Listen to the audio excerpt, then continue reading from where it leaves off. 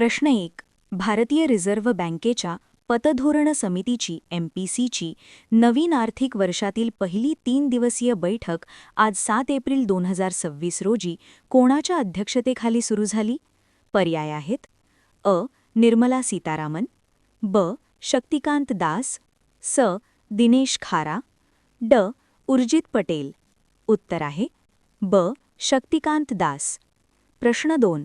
इस्रोने युविका 2026 या कार्यक्रमासाठी निवड झालेल्या विद्यार्थ्यांना कागदपत्रे अपलोड करण्यासाठी आता कोणती नवीन अंतिम मुदत दिली आहे?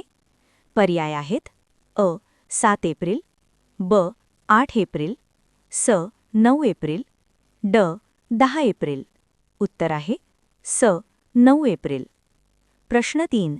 केंद्र सरकारने आज डिजिटल अरेस्ट सारख्या सायबर फसवणुकीपासून नागरिकांना वाचवण्यासाठी कोणत्या नवीन सुविधेचे लोकार्पण केले आहे? पर्याय आहेत: अ. नवीन बँक सुरक्षा विमा, ब. नवीन हेल्पलाईन नंबर आणि AI चॅटबॉट, स. विनामूल्य अँटीव्हायरस सॉफ्टवेअर, ड. सायबर क्रांती पोर्टल. उत्तर आहे ब. नवीन हेल्पलाईन नंबर आणि AI चॅटबॉट. प्रश्न 4. हवामान विभागाच्या अंदाजानुसार आज 7 एप्रिल रोजी विदर्भातील कोणत्या शहरांमध्ये तापमानाचा पारा 46 डिग्री सेल्सिअसपर्यंत जाण्याची शक्यता आहे? पर्याय आहेत: अ. पुणे आणि नाशिक, ब. चंद्रपूर आणि अकोला, स. कोल्हापूर आणि सांगली, ड. मुंबई आणि ठाणे. उत्तर आहे ब. चंद्रपूर आणि अकोला. प्रश्न 5.